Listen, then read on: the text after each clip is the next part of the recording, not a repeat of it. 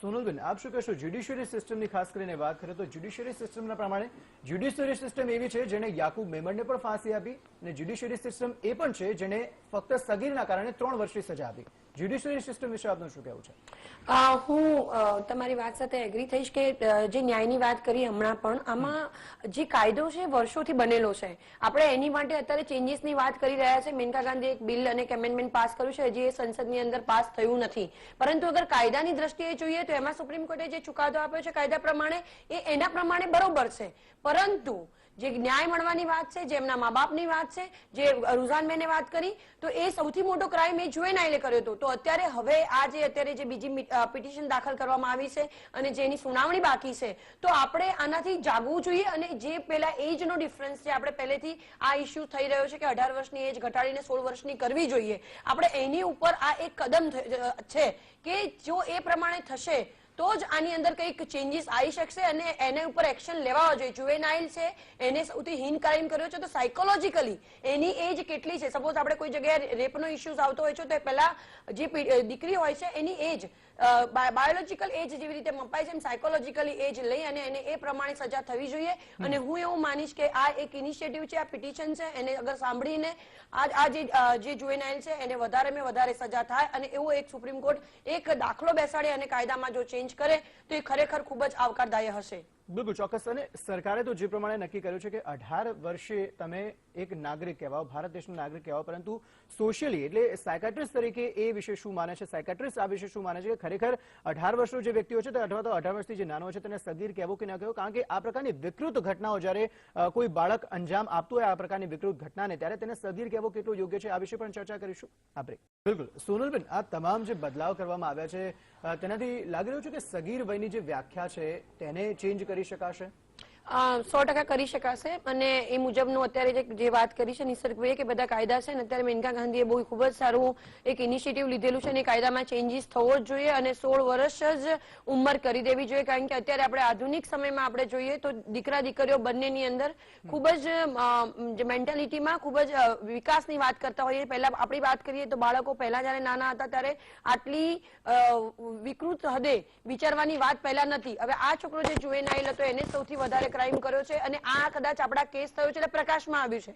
પરંતુ આવા ઘણા બધા બાળકો હશે કે જેની મેન્ટાલિટીની એજ તમે 18 વર્ષનો હશે, 16 વર્ષનો હશે ને એની કદાચ 21 વર્ષ કે 25 વર્ષનો વ્યક્તિ ના વિચારે એટલી માનસિકતા એમની આગળ વધેલી હોય. એટલે કાયદામાં ચેન્જીસ ખૂબ જ જરૂરી છે અને એ પ્રમાણે સજા પણ થવી જરૂરી છે. અને એક બીજી પણ વાત કહીશ કે 3 વર્ષમાં જેમ રૂઝાનબેને કીધું કે બદલાયો કે ના બદલાયો, તો એ વસ્તુ સાથે હું એગ્રી થઈશ કે 3 વર્ષમાં ઓબ્ઝર્વેશન હોમ કે જે જુવેનાઇલ જસ્ટિસમાં કેવી રીતની છે, ત્યાં સાયકાટ્રિસ્ટો કેવા છે.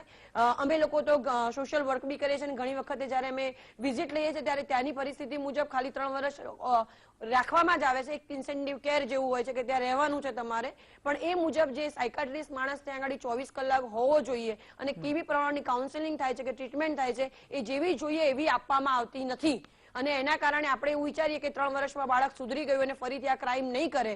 અને બીજું એક એ પણ કહીશ કે આવા બધા કેસોના લીધે એક બીજો મેસેજ જાય છે કે જે જુવેનાઇલ હોય છે એ તો છૂટી જ જવાનો હોય છે. એટલે ના ઇવન નિર્ભયા કેસની વાત કરીએ છીએ નહીં, પરંતુ બીજા પણ સખત ગુનાહિત પ્રવૃત્તિ જેવી રીતે લૂંટ અને ધાડ, એમાં પણ બાળકોનો ઉપયોગ એટલા માટે કરવામાં આવે છે કે કોઈ પણ મોટો ગુનો આચરશે તો એ 3 વર્ષની અંદર બહાર આવી જ જવાનો છે. એટલે આમાં પણ હ્યુમન ટ્રાફિકિંગ અને બીજા બધા ગુનાઓમાં પણ બાળકોની સંડોવણી વધી છે. એટલે કાયદામાં ચેન્જીસ આવવો જરૂરી છે. અને જે નિર્ભયાના મધરે જે કીધું છે, ઇવન હું પણ એવું કહીશ કે સુપ્રીમ કોર્ટ ન્યાય બહુ વિશ્વાસનીય છે ને એ પણ પોતે સુઓ મોટો વાપરી અને કંઈક એવું ઇનિશિયેટિવ લે અને કાયદાની અંદર ચેન્જીસ કરે અને આ જે બાળક છે એ ખરેખર નહીં છોડવો જોઈએ એવી હું એક આશા ધરાવું છું. એમની પાસે એક માંગણી કરું છું કે એની ઉપર કંઈક આ જે પિટિશન છે કે એની પર જે સુપ્રીમ કોર્ટે જામીન આપ્યા છે અને ફરી જે પિટિશન દાખલ કરી છે, જો એમાં કોઈ સુપ્રીમ કોર્ટ એ આપણે એવું કહી શકાય કે ન્યાય પ્રક્રિયાની સર્વોચ્ચ આપણે એક ભગવાનનું ન્યાય મંદિર છે એ પ્રમાણે માનીએ છીએ અને એમને દરેક રાઈટ આપેલા છે સુપ્રીમ કોર્ટમાં અને એ જો સુઓ મોટો વાપરે તો આની અંદર ચેન્જીસ થઈ શકે છે અને મને એવું લાગે છે કે આ ચેન્જીસ થવા જોઈએ. જી નિહલભાઈ, આપને પૂછવા માંગીશ, બાળ સુધાર ગૃહની જે પ્રમાણે વાત કરી અને જે પ્રમાણેના રેશિયોની વાત સોનલબેને કરી છે કે જે પહેલાના સમયમાં 25 થી 26 વર્ષના જે યુવકો હતા તે વિચારતા હતા તે વસ્તુઓ હવે 15 થી 16 વર્ષના અથવા તો કહી શકાય કે 12 થી 13 વર્ષના જે બાળકો છે તે પણ વિચારે છે. આ રેશિયો ઘટવાનું કારણ હાલ શું કહી શકાય? ચોક્કસથી હું બેન સાથે વાત એગ્રી થઈશ કે જેમ જેમ ડેવલપમેન્ટ ફાસ્ટ થતું જાય છે, ટીવીની અસર આવે છે, પેરેન્ટિંગ થોડુંક ડિસ્ટર્બ થયું છે કે જોઈન્ટ ફેમિલી હતા પહેલા એની જગ્યાએ હવે ન્યુક્લિયર ફેમિલી છે, માતા પિતા એમના બાળકોને પૂરતો સમય નથી આપી શકતા, એમની એક્ટિવિટી એ બાળક શું કરે છે એના ઉપર પણ પ્રોપર ધ્યાન નથી રાખી શકતા ઘણા બધા કેસમાં. એ બધાના લીધે પ્લસ જે સબસ્ટન્સ એબ્યુઝ છે કે ડ્રગ્સ છે, આલ્કોહોલ છે, એ બધાનું પ્રમાણ હવે ધીમે ધીમે સગીર બાળકોમાં પણ બહુ વધી રહ્યું છે. એ બધા પરિસ્થિતિને જોતા એવું થાય, ચોક્કસની વાત છે કે જે બાળક હવે એમનો માનસિક વિકાસ ઝડપથી થાય છે શારીરિક વિકાસ કરતા પણ. એટલે એવું થઈ શકે કે 16 વર્ષનો બાળક હોય પણ એનું વિચાર શક્તિ 18 થી 20 વર્ષ બાળક સુધી થઈ શકે.